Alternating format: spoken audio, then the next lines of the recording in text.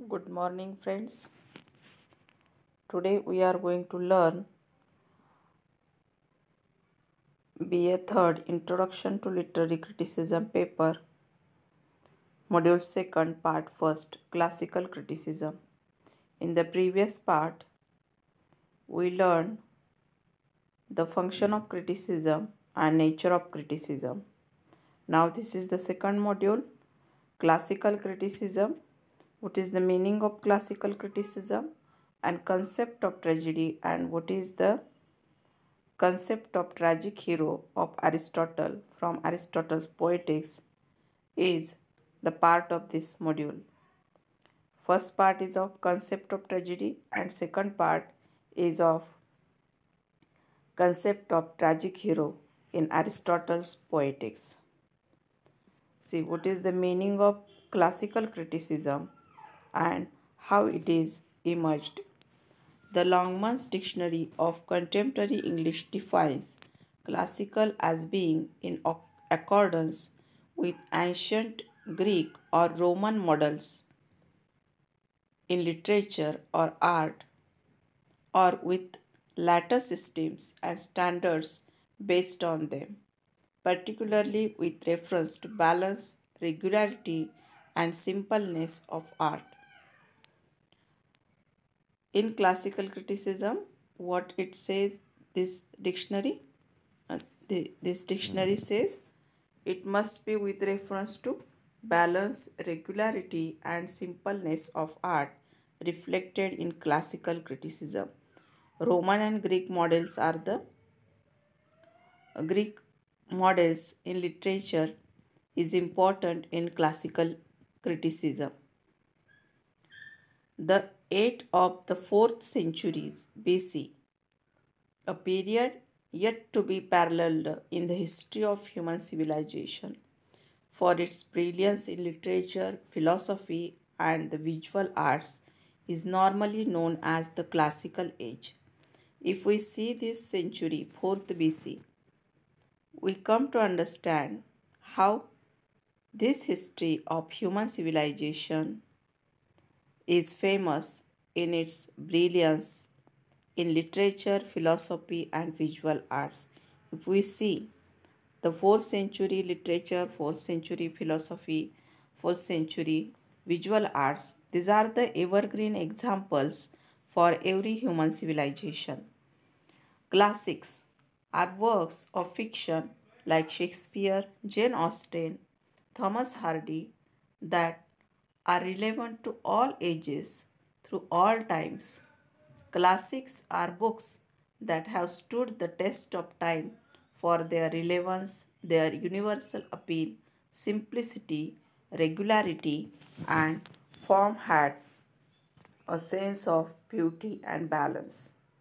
See how classics, still we read Shakespeare, Jane Austen, Thomas Hardy, and other such writers from classics. They are treated as a classic because in every century they are read out and become famous and very much relevance to every century, every society, each society. Their universal appeal is important. That's why they are called as a classics. Long before the term literary criticism came into practice, literary theory existed as 4th century BC. In fact, the earliest work of literary theory is considered to be Aristotle's Poetics, where he offers his famous definition of tragedy. We see how Aristotle's Poetics, Plato's Republic, Socrates' work are called as a classics. Those are the pioneers of the classical literature, classical literary criticism.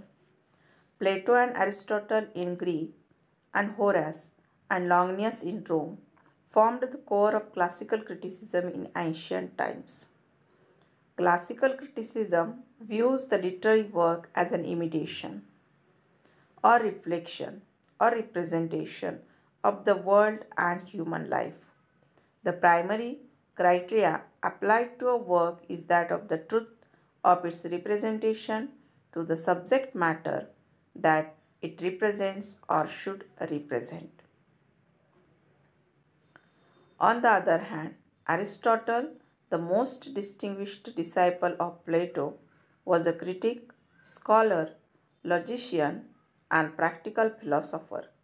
He is known for his critical treatise, the Poetics and the Rhetoric, dealing with art of poetry and art of speaking respectively.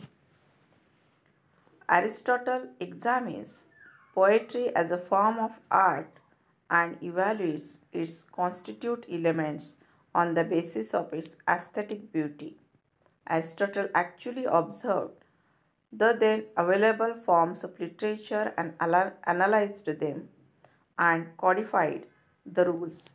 In his work, he has described the characteristics of tragedy, comedy, and epic in elaborative manner.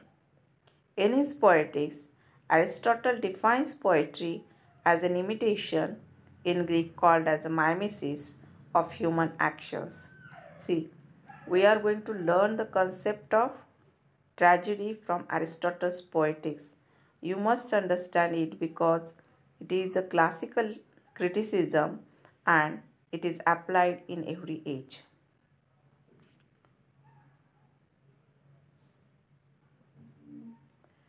The poem takes an instance of human action and represents it in a new medium or material, that of words. Aristotle distinguishes poetry from other arts in terms of the artistic media, the kind of actions imitated, and in the manner of imitation. For example, dramatic or narrative. He also makes distinctions between the various poetic kinds such as drama and epic, tragedy and comedy. Aristotle's Poetics provides a classic analysis of the form of tragedy. The critical inquiry had begun almost in the 4th century BC in Greece. Plato, the great disciple of Socrates, the first critic who examined poetry as a part of his moral philosophy. Plato's critical observations on poetry lie scattered in the Ion, the Symposium, the Republic, and the Laws. These are his works. In the Ion, he advocated poetry as a genuine piece of imaginative literature. In the Republic, which is a treatise on his concepts of ideal state, he rejected poetry on moral and philosophical grounds. See, here we can learn Aristotle's Poetics is answer to the Plato's Republic. So, Plato's every concept is challenged by Aristotle and it is answer to the Republic. Plato was a great moral philosopher. He was mainly concerned with inducing moral values in the society and seeking the ultimate truth. For him, poetry is immoral and imitative in nature. His analysis is based on the tragedies of Greek dramatists such as Aeschylus, Sophocles, and Euripides. Aristotle defines tragedy as follows. See how Plato treated poetry as immoral. On the other hand, Aristotle treated is imitation is an action. Now he defined tragedy. Tragedy then is an imitation of an action that is serious, complete, and of a certain magnitude. In language 3, embellished with each kind of artistic ornament, several kinds being found in separate parts of the play, through pity and fear, effecting the proper catharsis or purgation of these emotions. See, this is the definition of tragedy of Aristotle. How he treated tragedy as a serious, complete, and of certain magnitude. Aristotle further says that the tragic hero will evoke both pity and fear if he is neither thoroughly good nor thoroughly evil, but a mixture of both. Aristotle's is ideal tragic hero, because he holds both pity and fear. He is neither thoroughly good nor thoroughly evil, but a mixture of both. That's why he is called as the ideal tragic hero. The tragic effect will be stronger if the hero is of higher than the ordinary moral worth. Such a man suffers a change in fortune from happiness to misery because of a mistaken act to which he is led by his hamartia, his error of judgment. Hamartia, this is the concept in tragic hero, that how tragedy happens with him and how he suffers as a common man, though he is a hero. Hamartia. Hamartia, also called tragic flaw. Hamartia, for Greek hamartian, to err, refers to an inherent defect or shortcoming in the hero of a tragedy who is in other respects a superior being favored by fortune. Hamartia is a concept called as a tragic flaw of a tragic hero.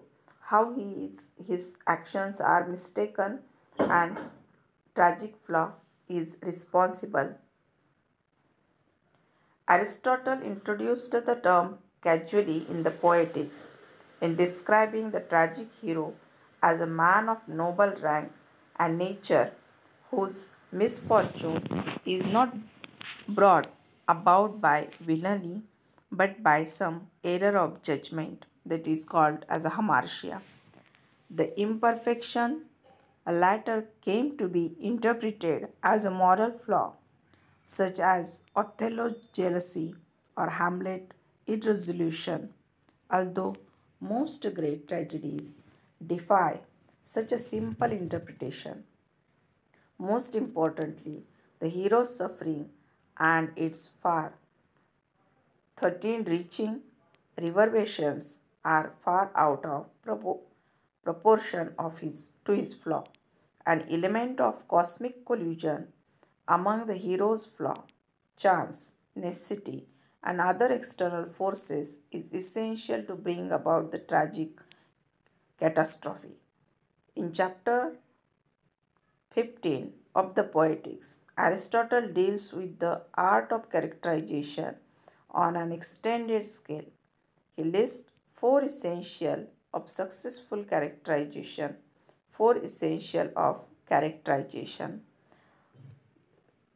Hero must be good, hero must be creative. That kind of four essential successful characterization is given by Aristotle. So, here we learn how the classical criticism is important and Aristotle Poetics is a part of it, and we are going to learn about what is the concept of tragedy in classical criticism presented by Aristotle and how he defined that time of works of art